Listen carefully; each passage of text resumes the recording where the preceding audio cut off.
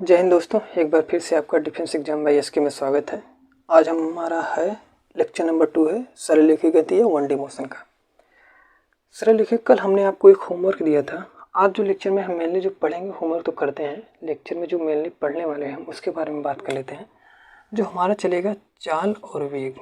किसके बारे में बात होगा? चाल और वेग के बारे में बात होगा, ठीक ना। चाल क्या होता है, वेग क्या होता है। गाड़ी चलाते हैं तो कितनी स्पीड में चलाते हैं, एक समान चाल, असमान वेग, ठीक है। इन सब के बारे में डिस्कस करेंगे। औसत चाल क्या होता है, औसत वेग क्या होता है, तो मेनली इनके बारे में तो हम डिस्कस करेंगे। पहले हम अपना HW कर लेते हैं, होमवर्क। हमने होमवर्क दिया था आपको एक ABCD 3 बिंदु थे। हमने बोला था A से B की दूरी 3 मीटर है और B की C से दूरी 4 मीटर है। इसके बीच में एंगल देखिए 90, क्योंकि इम्पोर्टेंट है, ठीक ना। अब हमने आपसे पूछा था कि क्वेश्चन में बताइए कि विस्थापन कितना होगा और दूरी कितनी होगी। तो सबसे पहले हम दूरी को निकालेंगे। अगर कभी पूछेगा विस्थापन दूरी में, सबसे पहले दूरी, क्योंकि दूरी को निकालना ही चाहिए। दूरी क्या होता है? पथ की लंबाई। बोल रहा है हम A से B जा रहे हैं, B से C जा रहे हैं, दिशा से कोई लेना देना नहीं है। तो हम बोल देंगे 3 + 4 कितना हो गया? 7 मीटर। तो बोल देगा कि हाँ भैया 7 मीटर दूरी तय किए हैं, हमसे कोई लेना देना है किधर तय किए हैं, किस बिंदु से किस। हाँ, आप 3 मीटर चले हैं AB से और B से चले हैं 4 मीटर, टोटल हो गया 7 मीटर। अब बोला विस्थापन। विस्थापन तो इसका होता है, विस्थापन का मतलब होता है सबसे छोटा मार्ग। क्या होता है? सबसे छोटा मार्ग। अब सबसे छोटा मार्ग है कौन सा? अभी देखिएगा, सबसे छोटा मार्ग आपका यही है, A से C। ये तो सीधा चलेंगे और सीधे भी को हमेशा लिया जाता है, विस्थापन को लिया जाता है A से C। अब देखिए ये बन गया आपका त्रिभुज, एक रेखा मिला दी, ये बन गया त्रिभुज।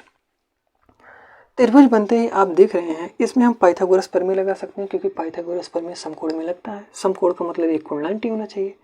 अब जैसे लगाएंगे हमारा हो जाएगा, अब विस्थापन को हम यहाँ पे निकाल दे रहे हैं, ठीक ना। AC बराबर हो जाता है, तो AC बराबर आपका हो जाएगा कितना? AC बराबर हो जाएगा आपका, AC बराबर हो जाएगा रूट के अंदर 3 का स्क्वायर प्लस 4 का स्क्वायर। अब मैथ जब क्लास चलेगी उसको बता देंगे पाइथागोरस प्रमेय होता क्या है, ठीक ना। 3 का स्क्वायर रखेंगे 3 त्रिक 9 हो जाएगा, प्लस 4 का स्क्वायर रखेंगे हो जाएगा 16, इतना हो गया। और 16 9 कितना हो जाएगा? 25। 25 को जब स्क्वायर से बाहर निकालेंगे तो हो जाएगा 5। कहने का मतलब ये जो दूरी A से C है 5 मीटर है, तो विस्थापन कितना निकल गया? वो 5 मीटर। दूरी कितना निकला है? 7 मीटर। विस्थापन कितना निकला है? 5 मीटर। तो समझ में आ रहा है? विस्थापन का मतलब होता है सबसे छोटा मार्ग, दूरी का मतलब तय की गई पथ की लंबाई। अब तय की गई पथ की लंबाई बड़ा छोटा हो सकता है, क्योंकि देख रहे हैं दूरी बड़ी है, विस्थापन छोटा है, और यही नियम भी कहता है कि दूरी हमेशा बड़ी हो सकती है, विस्थापन हमेशा छोटा ही होता है। या विस्थापन दूरी के बराबर हो सकता है, लेकिन कभी विस्थापन बड़ा नहीं हो सकता। विस्थापन कभी भी इस तरह से नहीं हो सकता कि 8 मीटर हो जाए, ये गलत है। विस्थापन हो ही नहीं सकता बड़ा, विस्थापन हमेशा छोटा रहता है, ठीक ना। तो एक क्वेश्चन हो गया आपका, नोट कर लीजिए। उसके बाद हम चलते हैं चाल और वेग।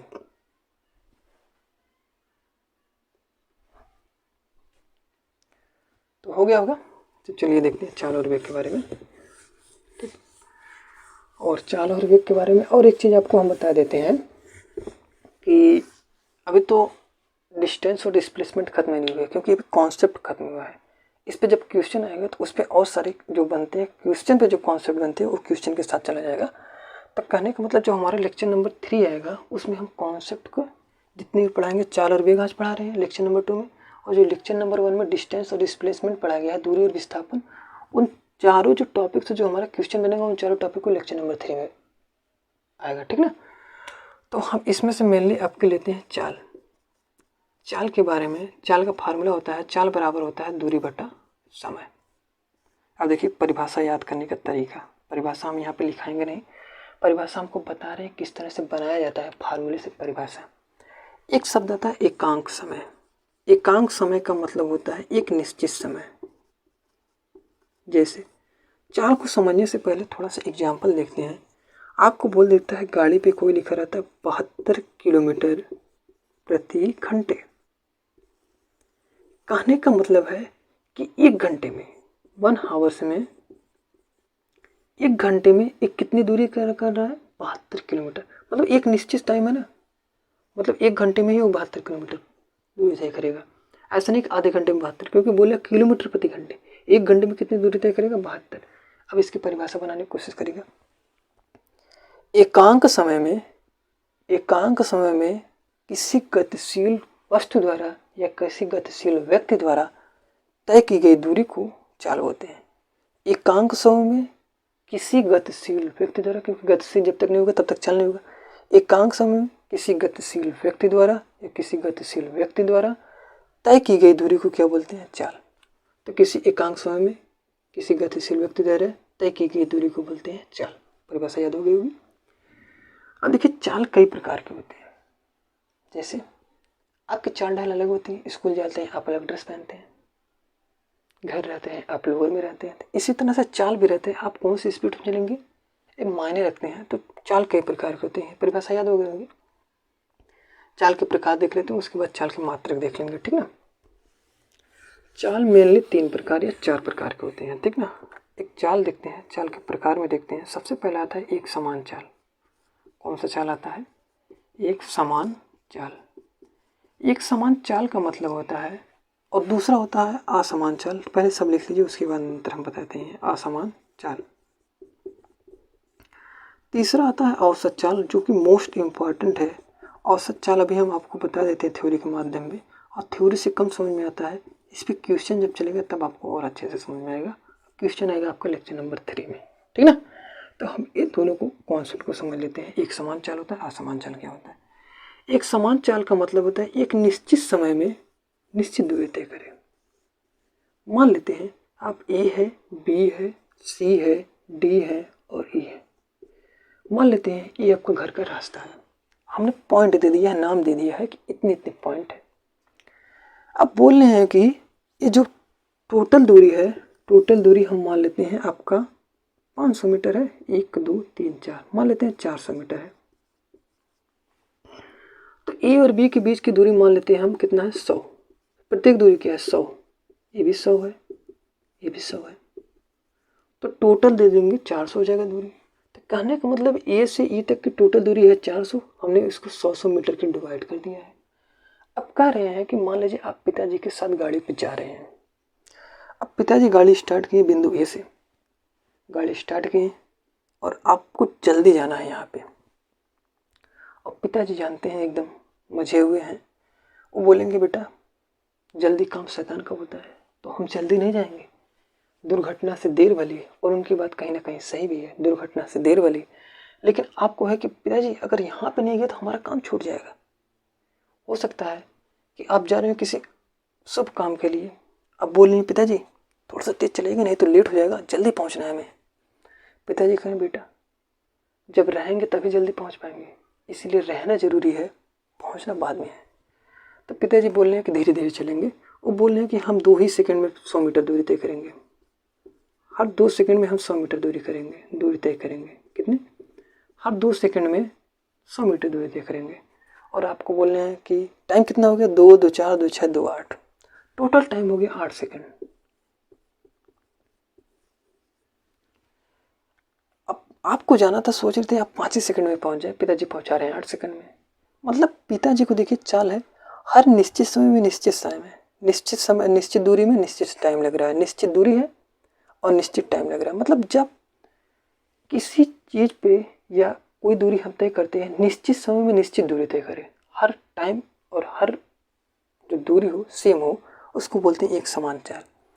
तो एक समान चाल कहने का मतलब निश्चित दूरी निश्चित टाइम, निश्चित दूरी निश्चित टाइम। मतलब ये तो समझ में आ गया एक समान चाल। असमान चाल वाला तो देखते हैं दोबारा काम लगेगा। अगर मान लीजिए कोई इंपॉर्टेंट काम आएगा, आपको पिताजी से कहेंगे नहीं, क्योंकि पता है पिताजी चलेंगे एक समान चाल से और आपकी गाड़ी तो हमेशा छूटती रहती है। तो ऐसा करते हैं, अगली बार आप जा रहे थे किसी से मिलने मोहतरमा से, मोहतरमा टाइम दी है कि 2 बजे तक आ जाना है।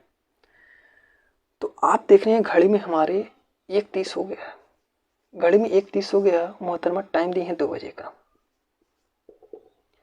तो आप कहेंगे कि यार सफ़र तो 45 मिनट का है, मतलब 45 मिनट दूर रहते हैं, मतलब 45 मिनट लगेगा पहुंचने में, और टाइम देख रहे हैं इसके बीच में 30 मिनट मिल रहा है हमें। तो आप कहेंगे यार गाड़ी स्पीड तेज चलानी पड़ेगी। तो आपके दिमाग में आएगा कितनी दूरी पे क्या है, कहाँ पे मार्केट है, कहाँ पे रोड खाली रहेगा, कहाँ पे तेज चलाना है, कहाँ पे बच के निकलना है, कहाँ पे कट मारना है, ये सबको आपको दिमाग में रहेगा। तो 45 मिनट की दूरी को आप 30 मिनट में तय करना है, तो आपको पता है स्वाभाविक सी चीज़ है कि आप गाड़ी थोड़ा सा फास्ट चलाएंगे, कहीं पे स्लो चलाएंगे, कहीं पे ब्रेक मारेंगे, कहीं पे हो सकता है किसी को साइड मारते हुए निकले। तो आप निश्चित समय में मान लेते हैं कि 40 किलोमीटर जाना था आपको, पहले आप 10 किलोमीटर चले, पहले 10 किलोमीटर आप 10 किलोमीटर कितनी दूरी तय किए, हो सकता है मान लीजिए 25 किलोमीटर। अगले 10 कितनी दूरी बची है, अगले 25 किलोमीटर कितने दूरी तय किए, थोड़ा सा समझिएगा, गलती कहीं पे हो रही है। मतलब 10 किलोमीटर की दूरी तय करने में आपको 25 मिनट लग रहा है, या टोटल दूरी थी 25 किलोमीटर लग रहा है। अब मान लेते हैं अगली जो दूरी है 10 किलोमीटर, ये है आपका 20 किलोमीटर, 20 किलोमीटर, हाँ भैया 20 किलोमीटर। टोटल दूरी कितनी हो जाएगी 30। अब देखिएगा अगले टाइम में हो सकता है आपको 10 मिनट में पहुंच जाए, ठीक ना। अभी मत कहिएगा कि इतनी स्पीड कैसे चल रही है, ठीक ना, क्योंकि माना गया है सब चीज़ें एज्यूम पे चल रही हैं। कहने का मतलब है कि 10 किलोमीटर दूरी आप 25 मिनट में तय कर रहे हैं, मतलब काफ़ी स्लो चल रहे हैं। जैसे आपने घड़ी देखा 1.5, टाइम कम है, टाइम कम होते ही आप जो दूरी 20 किलोमीटर बची है इसको तय करने के लिए आप 10 मिनट टाइम लगा रहे हैं, मतलब बहुत तेज़ी से जा रहे हैं, स्पीड आपकी बढ़ गई है। क्योंकि मोहतरमा ने टाइम दिया है कि नहीं टाइम पे आएंगे तो हम चले जाएंगे, मैसेज पे मैसेज आ रहा है, तो आप देखेंगे टाइम को कंज्यूम तो करना है कहीं ना कहीं। तो जब आपको इस तरह की स्पीड चले, आप कभी भगा रहे हैं, कभी स्पीड को रोक रहे हैं, कभी धीमा कभी तेज, कभी धीमा कभी तेज, तो इन सबको स्पीड को बोलते हैं असमान चाल। अब लेकिन क्या होता है, एक समान और असमान चाल को आप निकाल नहीं पाते मैथमेटिकल में, तो उसको बोलते हैं एवरेज वेलोसिटी। एवरेज वेलोसिटी का मतलब मान लिया जाता है कि आपने पूरा पथ तय किया, ठीक, मान लेते हैं आपकी स्पीड कभी रही होगी 1 किलोमीटर तय करने में हो सकता है आप 10 मिनट लगाए हों, हो सकता है अगले 4 किलोमीटर तय करने में आपने 20 मिनट लगाया हो सकता है आपने अगला 10 किलोमीटर तय करने में 1 घंटे लगाए हों। तो एवरेज वेलोसिटी का मतलब ये नहीं पूछता कि आपका पॉइंट पे कितना कितना निकला, वो बोलता है कि टोटल दूरी तय करने में कितना एवरेज निकला। तो बोलते हैं टोटल। तब औसत चाल का जो फार्मूला भी होता है इसको बोलते हैं कुल दूरी। क्या होता है, कुल दूरी, कुल दूरी बटा कुल समय। आप समझिएगा, कुल दूरी बटा कुल समय। अब देखिएगा कुल दूरी बटा कुल समय निकालना है, हमें कुल दूरी बता दीजिए और कुल टाइम हम बता देंगे, हम आपको औसत चाल बता देंगे। औसत चाल ही मेनली किसी पॉइंट पे नहीं बोलता कि इसके बीच में आप कितना चले, इसके बीच में कितना चले, बोलता है कुल दूरी हमें बताइए। अब कुल दूरी मान लीजिए 4 1 5 और 10 15 किलोमीटर हमें चलना है, कुल दूरी हो गया 15। टाइम कितना लग रहा है, 10 मिनट लग रहा है, 20 मिनट इतना हो रहा है, मतलब 20 10 30 मतलब 1.5 घंटा लग रहा है। 1.5 घंटे में हमने चल रहे थे 15 किलोमीटर, 1.5 घंटे में 15, और 1.5 घंटे को कितना दिखा सकते हैं 60, और मिनट में कितना टाइम कहता है, और 60 1 घंटा हो गया, और 60 30 90, और 90 को सेकंड में बदलना है तो 60 से गुणा, और 60 इसको हो जाएगा, ठीक ना। तो इसको मेनली कल बताया जाएगा। कहने का मतलब है कि जब आपको कुल दूरी पता हो और कुल टाइम पता हो तो आप निकाल लेंगे एवरेज वेलोसिटी, आप निकाल लेंगे, ठीक। ये दो समझ में आ गया, ये दो इंपॉर्टेंट है, इसके बारे में जब क्वेश्चन जब चलेगा और अच्छे से समझ में आएगा। मेनली का मतलब होता है यही होता है एवरेज वेलोसिटी, ठीक ना। ये समझ गए होंगे। अब थोड़े से इसके मात्रक के बारे में देख लेते हैं, ठीक ना। तो मिटाते हैं थोड़ा सा, मात्रक देखते हैं। आपको देखते हैं गाड़ी में लगा होता है जो कांटा लगता है वो भी एवरेज स्पीड ही बताता है, ठीक ना। इसका जो मात्रक होता है, मात्रक जो होता है मीटर पर सेकंड होता है, मीटर प्रति सेकंड। आप कहेंगे मात्रक निकला कहाँ से है, फार्मूला याद रहेगा तो सब कुछ निकाल लेंगे। मीटर पर सेकंड, हमेशा दूरी को किस में नापा जाता है, मीटर में, समय को किस में नापा जाता है, सेकंड में, तो मीटर पर सेकंड हो गया। अब देखते हो मीटर का एक बड़ा मात्रक होता है किलोमीटर, और समय का एक बड़ा मात्रक होता है सेकंड, तो किलोमीटर पर सेकंड, किलोमीटर प्रति घंटा। सेकंड का बड़ा मात्रक होता है आवर्स। तो ये बड़े मात्रक है, ये छोटे मात्रक है, ठीक ना, छोटे मियाँ बड़े मियाँ, ठीक। आगे होता है डायमेंशन। डायमेंशन जो होता है उसको याद रखिएगा LT-1, और एक क्लास में आपको डायमेंशन निकालना ही बता देंगे पूरे हर चीज़ का, जितने भी फिजिक्स में डायमेंशन सबको बवाल ही खत्म हो जाएगा, ठीक ना। अब देखिए एक कैसी राशि ये है अदिश राशि। अदिश राशि कैसी राशि है? अदिश राशि। अदिश राशि का मेनली कहने का मतलब होता है कि ऐसी राशि है जिसमें आपको दिशा से कोई लेना देना नहीं है, ठीक ना। दिशा का डायरेक्शन आप पूरब की तरफ चल रहे हैं, पश्चिम की तरफ कर रहे हैं, किस तरफ चल रहे हैं आपसे कोई लेना देना नहीं। कल आपको बोल दिए 72 किलोमीटर, तो 72 किलोमीटर प्रति घंटे, तो ये नहीं पूछेगा किस तरफ चल रहे हैं, बस अब 72 किलोमीटर घंटे की प्रति चलते रहिए, ठीक ना। तो अदिश राशि के कहने का मतलब कैसे अदिश राशि। अब देखिएगा कुछ इंपॉर्टेंट पॉइंट अदिश राशि से ही निकलते हैं। अब देख रहे हैं चाल हमेशा किससे रिलेट करती है? दूरी से। चाल हमेशा किससे रिलेट करती है? दूरी। तो भाई ये एक चीज़ याद रखिएगा बाबू लोग कि जैसा प्रॉपर्टी रहेगा, जैसी संगत वैसी रंगत, समझिएगा। जैसा गुण दूरी के साथ रहेगा वैसा दूर चाल के साथ रहेगा। हम आपको बताए थे दूरी जो है, थोड़ा सा दूरी के बारे में रिवीजन कर लीजिएगा। दूरी हमने बताया था दूरी ना तो ऋणात्मक हो सकती है ना तो जीरो हो सकती है, ये तो बताया था। ये हो ही नहीं सकता। हो क्या सकता है? हो सकता है तो हमेशा पॉजिटिव हो सकता है। क्या हो सकता है? पॉजिटिव हो सकता है। सेम काम जिस तरह से दूरी कर रहे हैं उसी तरह से करेंगे चाल। चाल भी कहता है कि ना तो हम ऋणात्मक हो सकते हैं ना तो जीरो हो सकते हैं, ये दो हो ही नहीं सकता। हो क्या सकते हैं? हो सकते हैं केवल पॉजिटिव। वो समझ में आ रहा है? जैसी संगत वैसी रंगत। चोर रहेंगे तो चोर की तरह व्यवहार करेंगे, साव रहेंगे तो साव की तरह व्यवहार करेंगे। तो कहने का मतलब है दूरी जिस तरह से बिहेव करता है उसी तरह से चाल बिहेव करता है, क्योंकि जो साथ रहेंगे उसी तरह से साथ ही मिलेंगे, ठीक ना। तो ये तो समझ में आ गया मेनली। अब चलते हैं चाल के बारे में, इतना ही है। चाल की परिभाषा है, मात्रक है, और ये डिफेंस के लेवल पे बहुत तगड़े यहाँ से क्वेश्चन पूछते हैं। एयरफोर्स नेवी में यहाँ से क्वेश्चन पूछे गए हैं, और आईसीजी में तो बहुत इंपॉर्टेंट क्वेश्चन पूछे गए हैं। अदिश राशि है, और यहाँ पे एवरेज वेलोसिटी से क्वेश्चन भी पूछे गए हैं। एवरेज वेलोसिटी के जितने भी टाइप क्वेश्चन बनते हैं सब लेक्चर नंबर 3 में हो जाएगा। उससे बाहर अगर डिफेंस की तैयारी करते हैं तो उससे बाहर कुछ आएगा ही नहीं, और इंटर लेवल पे उससे कम ही आता है, उससे ज़्यादा नहीं आता, ठीक ना। तो चाल हो गया, चाल को नोट करिए। उसके बाद हम लेके चलते हैं वेग, ठीक ना। तो आगे चलिएगा, वेग लेके चलते हैं, क्योंकि अगर ये पढ़ चुके हैं तो वेग को लगभग सिमिलर ही है, ठीक ना। वेग में ज़्यादा टाइम नहीं लगेगा। वेग में अंतर करना सीखिएगा बस। वेग का मेनली मतलब होता है, वेग बराबर जो होता है फार्मूला बनता है, वेग बराबर होता है विस्थापन बटे समय। अब देखिए इसकी अगर परिभाषा बनाना हो तो एकदम सरल है। एक शब्द याद रखें, केवल एकांक समय। क्या? एकांक समय। परिभाषा लिखना चाहे तो आप लिख सकते हैं, हम बोल दे रहे हैं। एकांक समय में, या आप बोले एक निश्चित समय में, एकांक समय बोले एक निश्चित समय में किसी गतिशील वस्तु द्वारा या किसी गतिशील व्यक्ति द्वारा तय की गई विस्थापन को वेग बोलते हैं। अगर बोलता है तय की गई दूरी को, दूरी जब आएगा तो हमेशा चाल होगा। अगर तय की गई विस्थापन को बोलेगा तो हमेशा वेग आएगा। अब देखिएगा इसके साथ तो वेग हो गया। इसी तरह वेग भी कई प्रकार के होते हैं। वेग एक समान वेग, एक समान वेग, असमान वेग और औसत वेग। याद रखिए जहाँ पे वेग आएगा वहाँ पे हमेशा याद रखिएगा वेग ही विस्थापन आएगा। वेग के साथ क्या आता है? विस्थापन। और दूरी के साथ क्या आता है? हमेशा समय, ठीक ना। तो इम्पॉर्टेंट ये है कि वेग के साथ हमेशा विस्थापन आता है, दूरी के साथ हमेशा चाल आती है, ठीक है।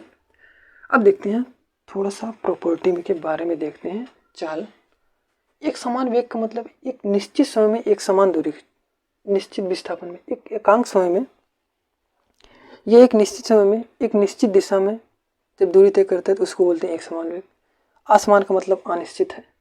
औसत का मतलब होता है हम केवल जहाँ से चल रहे हैं वहाँ के बीच की एवरेज हम निकाल लेंगे, तो बोलते हैं एवरेज वेलोसिटी निकालना है। अब एक चीज़ याद रखिएगा, कभी कभी एवरेज वेलोसिटी और एवरेज स्पीड सेम हो सकता है। कौन सी दिशा में सेम हो सकता है उसको समझिएगा, ठीक ना। औसत चाल इसी को हम लिख देते हैं वेग। इसी के साथ है औसत चाल बोले या औसत वेग। ये देखिए दोनों समान कब हो सकते हैं, दोनों का उत्तर सेम कब आएगा, जब दोनों की दिशा सेम हो। दोनों की दिशा बराबर हो। दिशा बराबर होने का मतलब दोनों एक ही दिशा में चलना। जैसे आपकी गाड़ी भी इसी तरफ चल रही है ट्रेन, और हमेशा इधर ही चल रही है। ये कभी नहीं बोल रहा है कि अगर ट्रेन बोल दे रहा है दिशा चेंज हो गई पूरे से पश्चिम हो जाए, इस तरह से चलने लगे, तो इस पॉइंट से जैसे ही मुड़ा वेग अलग हो जाएगा। जब तक दिशा सेम है, जब तक दिशा सेम रहेगा औसत चाल और औसत वेग का आंसर सेम आता है। जैसे ही दिशा चेंज तो औसत चाल का आंसर कुछ दूसरा आएगा, औसत वेग का आंसर कुछ दूसरा आएगा। इतना समझिए। अब इसका अगर मात्रक निकालना चाहें तो मात्रक ऐसे निकाल सकते हैं। इसका मात्रक जो होता है मीटर पर सेकंड, तो सेम होता है। बड़ा मात्रक अगर निकालना चाहें तो आप निकाल लेंगे किलोमीटर पर सेकंड, यही तो आपका चाल का भी होता है, तो दोनों का सेम है, ठीक ना।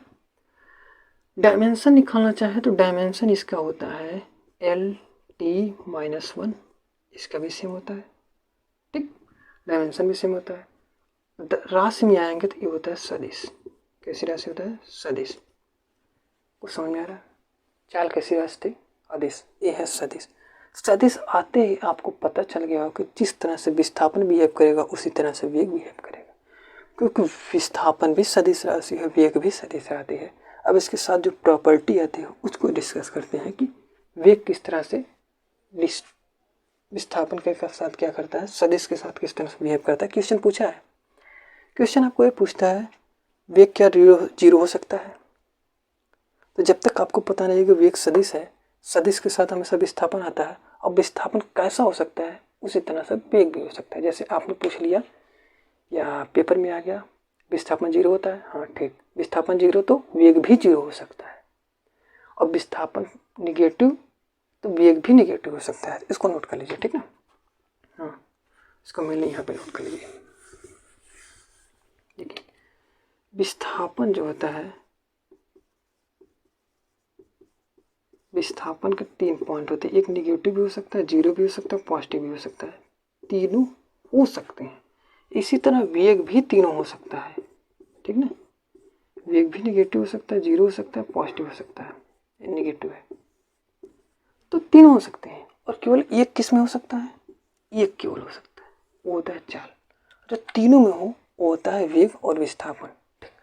इतना समझ में आ गया, और आज के लिए इतना ही। तो अगर आपको क्लास में कोई भी दिक्कत हो या किसी प्रकार की कोई भी क्यूरी हो कि हाँ इस पॉइंट पे हमें समझ में नहीं है, या इस पॉइंट को और एनालिसिस से बताना है, या इसमें हमें अंतर नहीं समझ में आ रहा है, तो उसके बारे में आप कमेंट कर सकते हैं। चैनल को सब्सक्राइब नहीं किया तो चैनल को सब्सक्राइब कर लीजिए, बेल आइकन दबा दीजिए, और लेक्चर आते रहेंगे। और लेक्चर नंबर 3 में हम इन चाल और वेग, औसत चाल और औसत वेग पे क्वेश्चन, विस्थापन और दूरी पे हम जितने भी क्वेश्चन बनते हैं सारे क्वेश्चन का एनालिसिस करेंगे। हो सकता है 2 पार्ट हो जाए, तो इसके बाद कहने का मतलब है लेक्चर नंबर 3 या 4 दोनों मिला के हो सकता है क्वेश्चन पे ही आए। उसके बाद हम लेक्चर लेंगे, अगला जो आएगा लेक्चर क्वेश्चन के बाद वो आएगा त्वरण, क्योंकि गाड़ी अब बहुत भगाते हैं। गाड़ी किस तरह से भगाते हैं, जो ऐठा जाता है ना उसको बोलते हैं एक्सीलेटर नहीं बोला जाता, उसको एक्सेलरेशन बोला जाता है, ठीक ना। उन सारी बातों को डिस्कस किया जाएगा यहाँ पे अगले लेक्चर में। पहले क्वेश्चन उसके बाद एक्सेलरेशन, ठीक ना। और हाँ एक चीज़ आपको और बता दें, वेग और विस्थापन को तो इस तरह से बताया जा रहा है, ग्राफ पे भी आपको बताया जाएगा। ग्राफ समझते हैं ना, जैसे मैच चलता है कोई आउट हो जाता है, ऐसे एक ग्राफ चलता रहता है। इन सब ग्राफ के बारे में बताया जाएगा। ग्राफ से क्वेश्चन बहुत ईजी हो जाते हैं। तो ठीक है, आज के लिए इतना ही। जय हिंद।